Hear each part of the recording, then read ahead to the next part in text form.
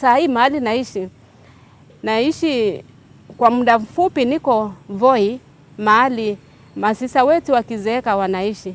Na kila Jumapili hata tumeenda misa, tumemaliza misa saa 4 hivi, Jumapili unasikia tuwekee Capuchin TV, tuwekee, tunataka kuona leo wanasoma misa wapi. Wawekee Capuchin TV, kitambulisho chao Katoliki.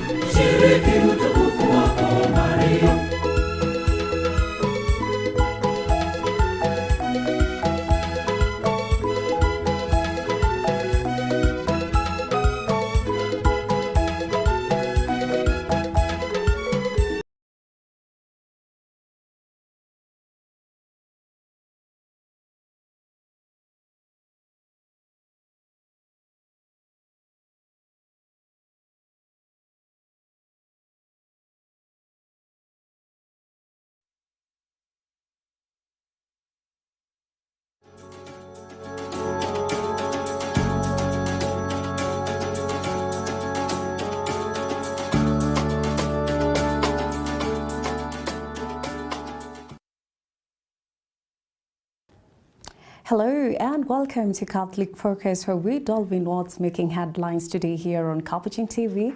I'm Maureen Kimani and our sign language interpreter is Eric Malki.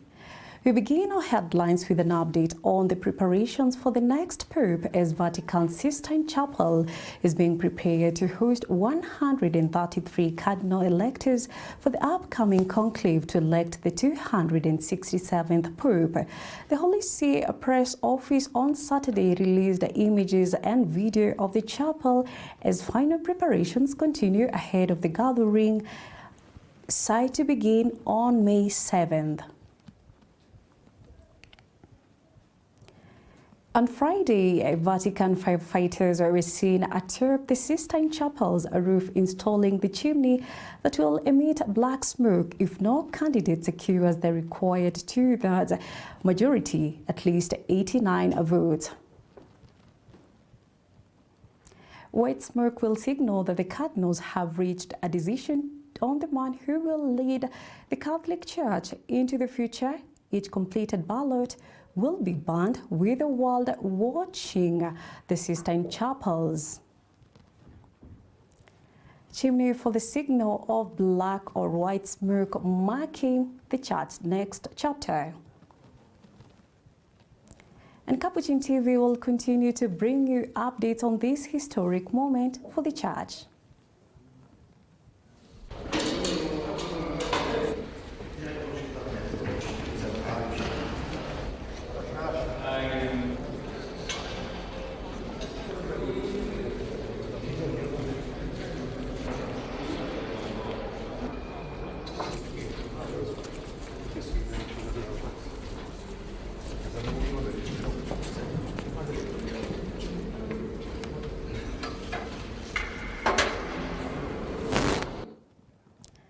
Well, moving on, during the priestly ordination of 4 brothers from the congregation of the Mission Vice Province of Kenya held at St. John the Evangelist Parish in Karen, Most Reverend Michal Rosansky, Archbishop of St. Louis, reflected on the legacy of Pope Francis. Archbishop Rosansky praised the Holy Father as a man who brought love and compassion, universal care, and concern to the Church. He fondly recalled Pope Francis' historic visit to Kenya in the year 2015. Let's take a look at that. And we are a church that celebrates today God calling forth 4 new shepherds as priests in the church. And so all at once, We can mourn one whom we loved, who actually visited here in Kenya, who brought the care of the universal church as the Holy Father, Pope Francis. As we mourn him, we know that the resurrection faith that he lived is a resurrection faith that is alive here today. And it's alive here today because Jesus' promise to us is always fulfilled. Jesus tells us he will be with us always, even till the end of time. He will be our shepherd, and he will not let us be without shepherds.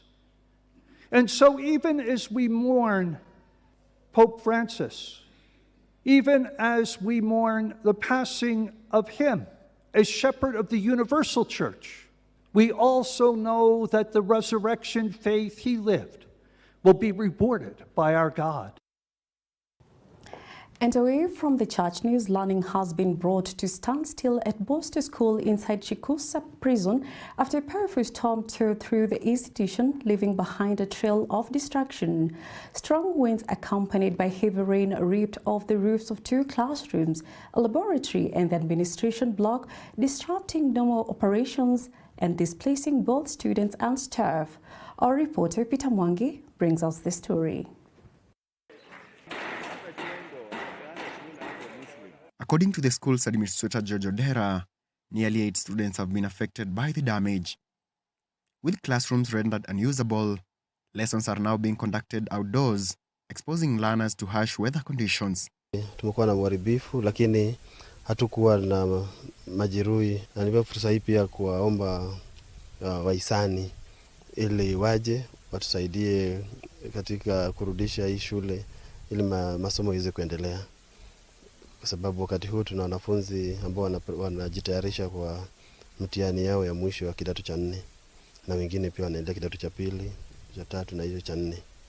Kwa hivyo tunaomba wahisani pia waje watusaidie ili masomo iweze kuendelea kama kawaida. Kuna darasa moja na laboratory moja ndio ambazo zimeharibika zaidi.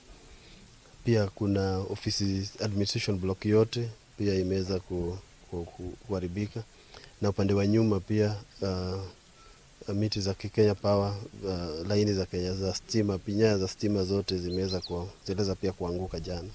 Kwa wakati huu hatuna sehemu hatuna stima eneo hii. Wape watu Kenya Power pia waje waweze kurekebisha ili stima pia iweze kurudishwa katika taasisi hii yetu. George Matiambai, the chairman of the school's board of management, described the loss as significant and called for immediate intervention. Hatuna postal institutions nyingi katika jamhuri yetu ya Kenya, ni vyuo 3 pekee, na Chikusa BI ikiwa ndio tangulizi ya zote. Kwa hivyo ombi langu ni kwamba jambo hili liweze kushughulikiwa kwa dharura. This is an emergency. Hatuwezi kungojea. Tunahitaji makeshift classes for the children. Tunahitaji kuwe na afisi ziendelee ili shule hii iweze kuendelea. Kwa hivyo nataka kutoa ombi langu kwa wafadhili wetu, those well wishers and the government in particular, to come in and move in with speed so that the operations of this institution are not hampered. Tunataka usaidizi wa mapema iwezekanavyo, watoto waendelee kusoma. Kwa hivyo tunataka harakati, na tunamuomba tafadhali mfadhili yeyote anayesikiliza haya, mtusaidie tuweze kupata kila kitu naendelea sawa sambamba. As the community rallies for support, the students of Chikusa Boster School remain hopeful that help will come soon so that they can return to their classrooms and continue their education without disruption. Reporting for Catholic Focus, I'm Peter Mwangi. In other news, CARITAS Nairobi today held its annual general meeting to review the strides made on its operations and investment for its members.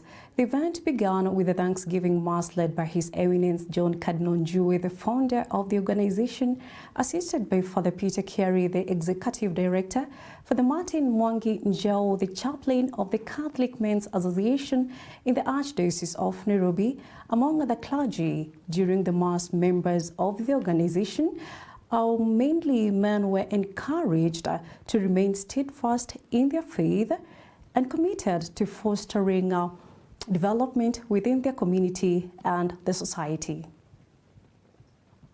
My name is Father Peter Kieri, the Executive Director, CARITAS Nairobi. Today is a great day for all of us as CARITAS and even as Archdiocese Nairobi, where we are gathered together as members of SDP, which means Social Development Program, which is a partnership between the Catholic Men Association and CARITAS Nairobi.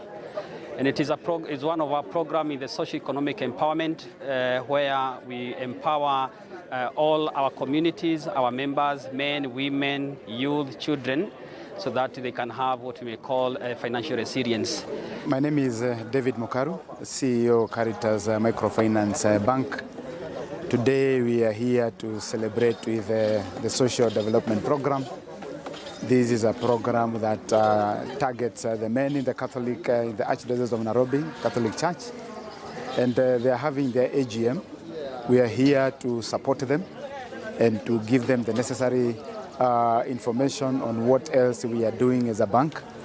We have provided them with quite a number of solutions, payment solutions, to enable them to deposit and withdraw their funds from their group account. Very, very unique Paybill that we've been able to give them, 205, and they're extremely happy about that. They are concerned about various issues, one of which is their health, and they asked us to come up with a medical product, which we are launching very soon, and we are going to discuss with them today. Mungu atubariki na bariki ndia zetu, abariki kikundi chetu ili tuweze kusonga mbele na pia kualika wanaume kwa wingi na tuweze kusonga pamoja na kuwajibika katika kazi zetu kama wanafamilia. My name is Justus Muriani.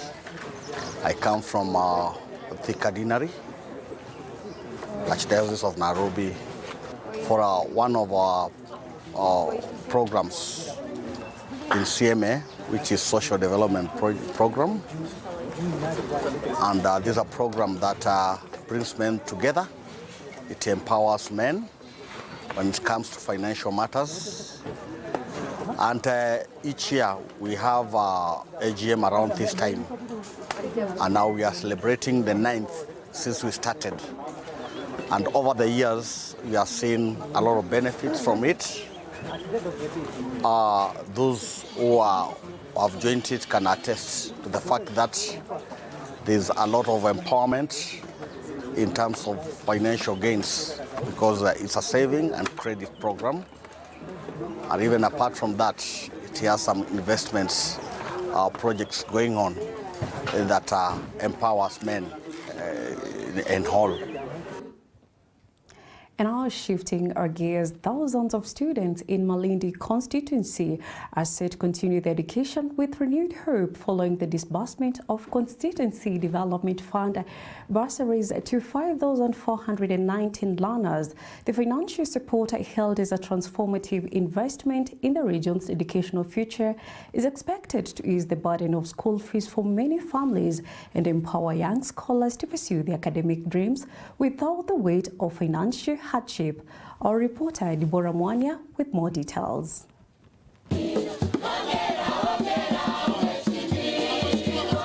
For years, countless families have struggled to keep their children in school due to financial constraints, with some students forced to drop out.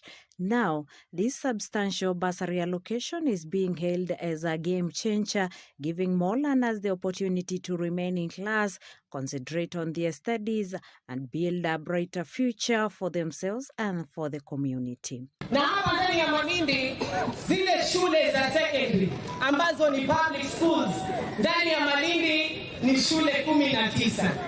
Lakini leo hii mimi sitachukua pesa zote nizipeleke nje wakati watoto wangu wa Malindi hapa wanateseka. Hiyo nao nimesema haitawezekana. Pesa ya CDF ni yenu. Katika ile pesa ya CDF ambayo tulikuwa tumeweka katika bajeti yetu sisi ya Malindi, tulikuwa tumeweka milioni 55.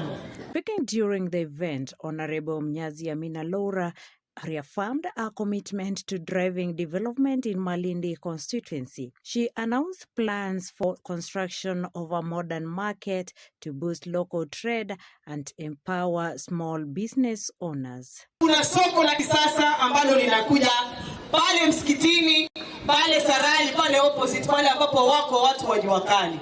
Kuna soko lingine ambalo pia tunataka pia tulijenge. Hapa stage mpya. Mwapaona vizuri. Pale ndani. Si mnaliona lile soko? Na lile soko wakati wa campaign nilikwenda. Na nilipokwenda pale ilikuwa ni wakati ambapo kulikuwa kunanyesha. Na watu wa pale waliniambia mheshimiwa mbunge, wewe fanya utakachokufanya, lakini siku ikifika tujengee a modern market pia sisi hapa. Na mbunge wenu kama aminiamini, kisha Malindi hii ikose huduma center, itakuwa kweli? So pale kwa ofisi ya DCC kuna mradi wa huduma center ambao tuliweka jiwe la msingi, na hivi karibuni pia huo mradi mtaona umeendelea, ili zile huduma zote ambazo sisi kama watu wa Malindi tunazihitaji. Haina haja ya mtu kutoka hapa sijui kwenda Kilifi, kwenda Mombasa, kwenda kutafuta huduma. Other leaders present echoed our sentiments, emphasizing the need for continued collaboration with the county government to enhance services. They highlighted the importance of strengthening emergency response. Mara nyingi tunapata changamoto ya reports. Wakati kuna moto ambao umetokea, mara nyingi ile report huwa haiwasilishwi directly kwa ile fire station yetu pale. Kile ambacho tumeona kinafanyika ni watu wanapigia simu viongozi. Anapigiwa labda chief ama mzee wa nyumba 10, yeye pia anamtafuta dadu, anampigia simu kabla dadu aweze kupiga simu kwa ile fire station ili gari ya zimamoto iweze kwenda. Muda umeenda na hasara tayari imeweza kupatikana. As the constituency looks ahead, the bursary disbursement and development pledges have sparked renewed hope among residents, signaling a new chapter of progress for Malindi. Reporting for Capuchin TV, Catholic Focus, I'm Deborah Mwania. And well, with that report by Deborah Mwania brings us to the end of the Catholic Focus here on Capuchin TV. Thank you for watching. I'm Maureen Kimani, and our sign language interpreter has been Eric Maluki. Until next time, have a blessed weekend.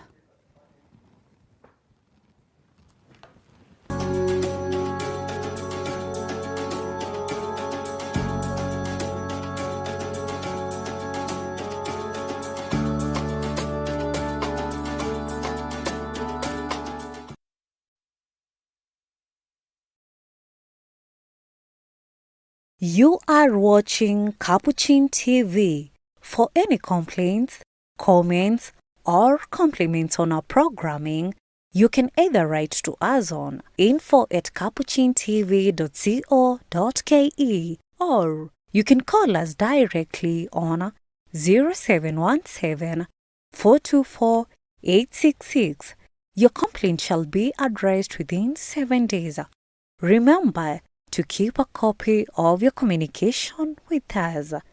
Keep watching Capuchin TV, your Catholic identity.